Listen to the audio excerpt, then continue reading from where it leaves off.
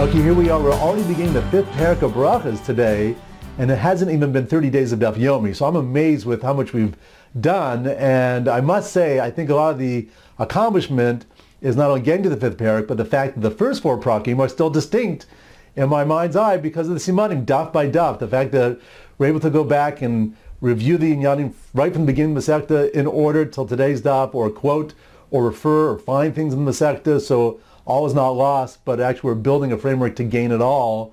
It's very fulfilling. So I'm hoping that you're feeling the same way. I am getting feedback from people from different countries that they're finding that. I hope you are. And if you haven't jumped in, now's a good time to jump in. All right, here goes. So today we're going to review the daf we covered this week in Simanim, daf Chav Daled, all the way to daf Lamed, which we did today. And then I'm going to ask you some questions going back all the way to the beginning of the Masechta. We'll do a walk down memory lane and just refresh our memory and kind of just test ourselves on being able to find which stuff discuss various sugyas. Okay, so here goes. Daf Chav Daled, we said was a clock, like 24 hours in a day, so there's a big clock. And the topics we chose were people saying Kriya Shema on the same bed. You know, if there's touching and sugyas relate to a man and a woman, touching or children with their parents and different ages, as well as the issue of making sounds during davening, whether someone's burping or yawning or sneezing or someone's just davening loudly so other people can hear. So we said the Chavdal being a clock is like a big, huge clock placed between two beds. And of course, when the alarm clock goes off, it makes all these weird sounds like yawning and sneezing and other sounds.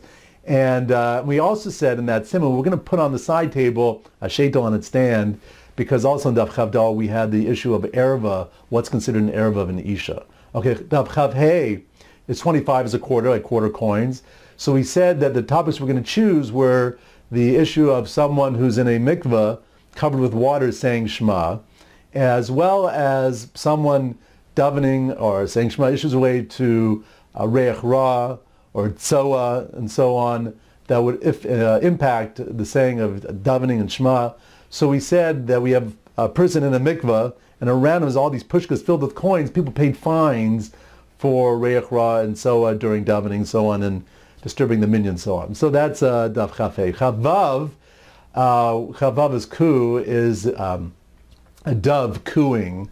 So we said we have the beginning of on daf chavav. We have the beginning of the fourth parak of Tfilas HaShachar and all the zmanim of tefillah, of Shacharis, Mincha, Mariv, Musaf, and so on.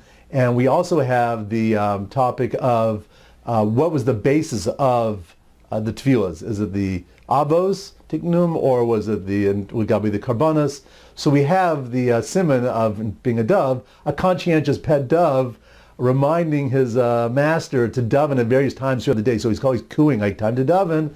And at the same time, on his wings, he's carrying two pictures. One wing is a picture of the Avos, the other wing is a picture of the base of Mikdash, and bring Karbanis to remind us of that machlokas. Great. Chav Zayin was cozy, like a cozy sofa.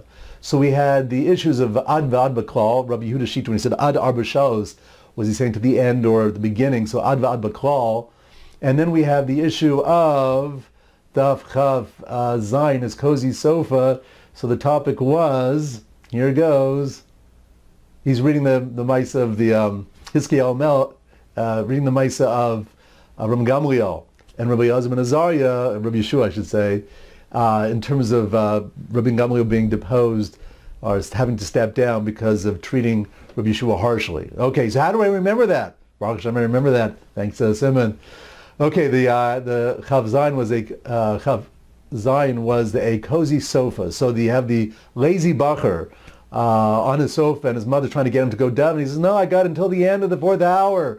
So he's using Ad B'Klal as his excuse. Meanwhile, he's engrossed in the story reading about what happened to Rabbi Gamliel and Rabbi Yeshua, and so on. So that's Daf Chav Zayin. Okay, we did it. Or I did. Chav Ches is Koach, which is a construction crew. So it's a continuation of the Ma'aser from Rabbi Gamliel, and with the appointment of Rabbi Elazar ben Azariah. And we said we're going to focus on that daf in terms of the opening up of the Beis HaMidrash for the Talmidim to enter, which led to Bo Bayom, the many areas of learning being clarified. We have the field of Nechunya ben Kana, and what he said when he entered or left the Beis Midrash. We have also Rabbi Elazar and Rabbi Yochanan Zakkai, things they said to their Talmidim. Rabbi Yochanan Zakkai we've mentioned in terms that the fear of Shemaim should be as great as our fear of people. And then we also want to include the idea of that Shemona Esrei, the Yud Ches Berachos, what's the basis of the Yud Ches Berachos. So the Siman was, we have Chav Ches as Koach as a construction crew. So you have this construction crew, dressed up with their hard hats, blasting through the opening of the Beis Midrash with thousands of Talmidim entering. On their way in, of course, they say the Tefillah of Nechunya ben Achana. And then when they enter, they see on the wall, big sign, Rabbi Yochanan Zakkai's bracha, that their fear of Shemaim should be as great as their fear of others, as they're about to say the Shemona Esrei, especially when they say the Shemona Esrei, which reminds us of three different shitas as to what the source is of the Yud Ches Brachas. Okay, then we get to Chav Tes. Chav Tes is a cat, kittens, or a bunch of cats and kittens, and we said there we're focusing on the idea of people forgetting things during the minyan.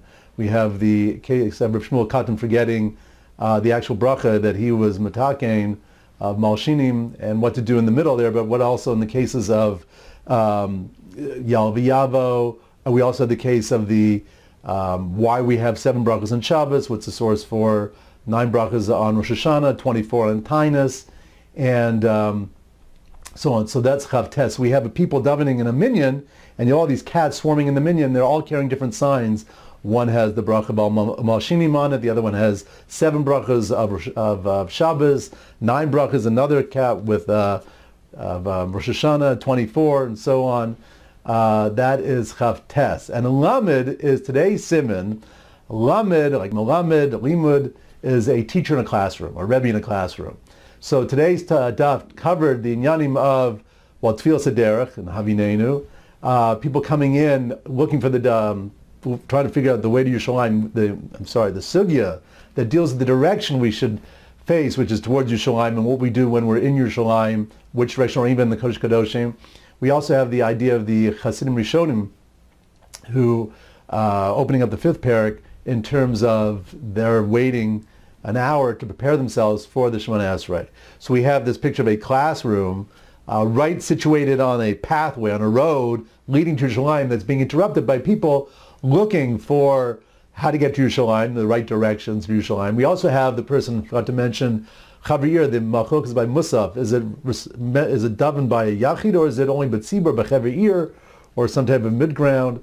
So you have people interrupting those looking for Yerushalayim, the person looking for the Chavir to daven Musaf for when Shabbos comes, and we also have the class being visited by Hasidim Rishonim, who actually stand in the class and they prepare themselves for an hour before they daven the Shemona Esrei. Okay, good. Those are the Simanim. All right, so first let me ask you some questions in terms of Chavdala to Lamed, which daf things are on, then we'll go back to daf base. Here goes. So which daf do we have the inyan of someone being in a mikveh and saying Kriya Shema? That was on daf Chaf Hey, right? Because Chaf Hey is coins around the mikveh, and the pushkas, because he's davening, he's got to say Kriya Shema. Good. Which daf do we have the inyan of Adva Ad Baklal? That was on daf Chav Zayin, right? Chav Zayin is the cozy soap for that bacher that doesn't want to get up right away and daven Mizrizas. Wants to wait to the end of the 4th hour. Good. Where did we have the topic of the Beis Midrash being open because of Rabbi Elazar ben Azariah and the Talmud entering the Beis Midrash? That was on daf Chav Ches. Chav Ches is the construction crew. They're blasting the doors so the Talmudim can enter. Great. Which daf do we have the inyan of people, how you say Kriya Shema when you're on a bed with another person, what the implications might be? That was on daf Chav Daled. Chav Daled is the clock in between the 2 beds. Great. Where do we have the topic of why we have 24 brachas, why we say 24 brachas on a tainus? That's on daf Chav Tes, right? That's the cats walking in with their different parts of the siddur pages, reminding people of various sections of davening. Great. Where do we have the topic of the beginning of the story from Gamliel and Rabbi Yeshua in terms of whether Tefillah is a chover, Erev is Mariv is a chover Rishus? Where was that? Where did that begin? That was on daf Chav Zayin, right on the base. That's where we had the cozy sofa for the boys, the buckers engrossed in reading that whole Maisa. Good. And where do we have one more? where do we have the issue of Musaf?